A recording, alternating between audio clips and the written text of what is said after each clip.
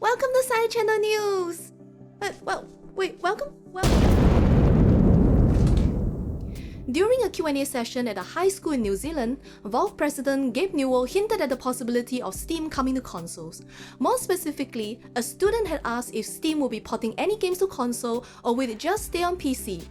And Newell replied that we will get a better idea of that by the end of this year. He also said that it won't be the answer we would expect.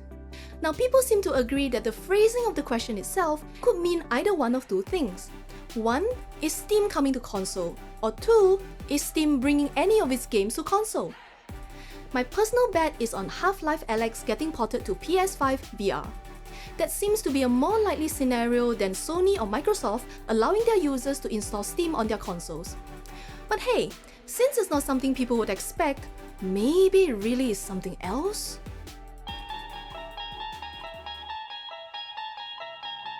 Still searching for that PS5? Well, Sony is planning on tweaking the console's hardware to speed up production cycles. Due to a global semiconductor shortage, Sony is still unable to make the tech that powers the PS5. However, if Sony redesigns the console's hardware, we could see faster restocks and possibly a more powerful gaming machine. Yay! Semiconductor suppliers have apparently started preparations for the redesign and production will kick off in mid-2022. At the same time, Sony has announced two new colors for the DualSense controllers, Cosmic Red and Midnight Black. The controllers will be available in June this year. But Sony, what we really want is the PS5. Stop making controllers for the console we still can't buy! Epic vs Apple's legal battle continues. This week, Apple made a monkey of itself with literally an epic banana. This giant banana is Pili, one of the more iconic skins in Fortnite. During his cross-examination of Epic's marketing director, Apple brought up Agent Pili, who is a variant of the giant banana in a tuxedo. The Apple lawyer said, "We thought it better to go with the suit than the naked banana since went federal court this morning." Apple's comment was likely related to its earlier attempt to paint Epic as a sloppy guardian who exposed its users to lewd content. 2 hours later, the Epic attorney decided it was time to put things into perspective and asked the same marketing director if there was anything inappropriate about Pili without clothes. And the Epic reply was, "It's just a banana, ma'am." Really, Apple? It's just a fruit. Who doesn't love weird segues? I was still trying to wrap my head around Apple and Epic's banana fight when I came across Sony's banana controller. Yes, you heard that right. Sony has recently filed a patent to turn bananas into controllers for VR on the PS5. I guess the PS5 shortage is finally making Sony go bananas. Or maybe not. The patent is actually for a method that turns an object held by a user into a controller by recognizing virtual button locations on it.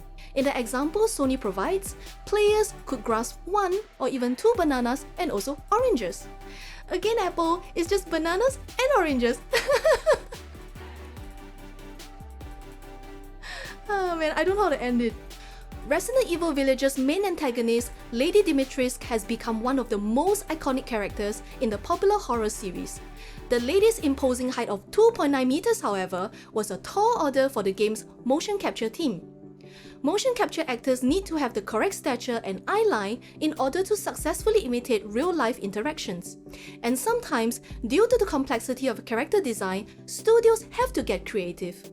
In this case, Resident Evil's team used what appears to be a blue cylindrical dummy on a long wooden pole with a grouchy face emoji. The dummy was used to imitate the giant lady's actual size and eye lines. A recently released behind-the-scenes video also shows the game's performance capture and a funny side of Capcom's development staff who act out scenes for reference later. I wonder why it's also complicated. My setup works perfectly fine. You know those Pokemon cards from your childhood?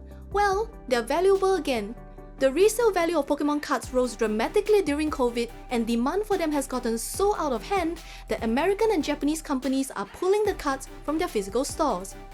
Target will only allow online sales of the cards on its website from 14th of May, after a man put a gun on a group of people during a fight over trading cards in a Target parking lot in Wisconsin. Luckily, no shots were fired. As for Japan, the Pokemon Company will only sell Pokemon cards by lottery online in order to address scalping issues.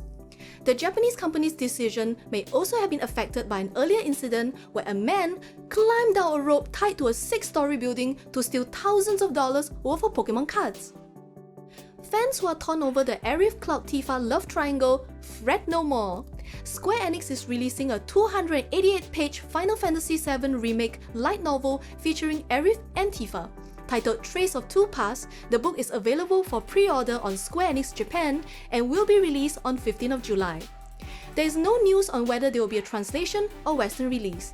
But wait a minute, where is Cloud? Are we shipping Aerith and Tifa? Is the love triangle really ditching Cloud? Are all your cool kids bored with your Fortnites and Minecrafts? How about trying indie game Stick It to the Stickman? A physics stickman brawler where a disgruntled stickman office worker literally fights his way to the top to confront his evil boss. The game is still in development, but the prototype is available for free on itch.io. The combat system is pretty unique. You press the attack button to cycle through a set order of moves and unlock new moves to add to your combo as you climb the tower. To round up this week's episode, we check out an oldie but a goodie.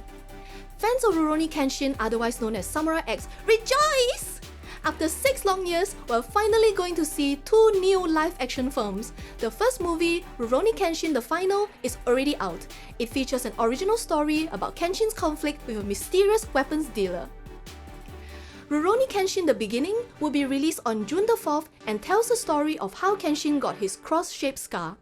And that's it! Don't forget to think of Sony and Epic when you eat those fruits. Do like and subscribe if you enjoyed this video. See you next week!